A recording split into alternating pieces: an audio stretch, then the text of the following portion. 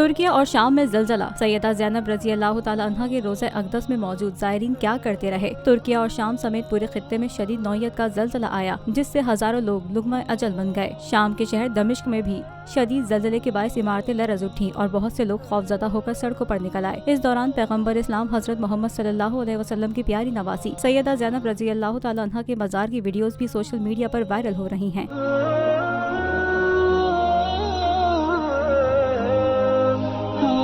इस viral video में देखा जा सकता है कि बहुत खूबसूरती और मोहब्बत से तामीर किया गया बीबी ज़ैनब का मज़ार बिल्कुल सलामत है और वहाँ मौजूद लोग जो कि ज़लज़ले के शदीद झटके महसूस करने के बाद खौफज़दा हैं, अल्लाह ताला से दुआएं मांग रहे हैं।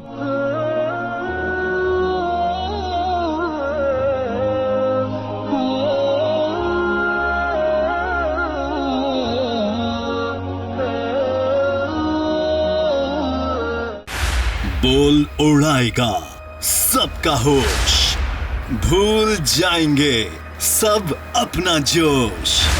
बहुत जल्द आ रहा है PSL स्पेशल ट्रांसमिशन, सिर्फ बोल न्यूज पर। सब्सक्राइब करें और बेल दबाएं ताकि कोई खबर रह न जाए।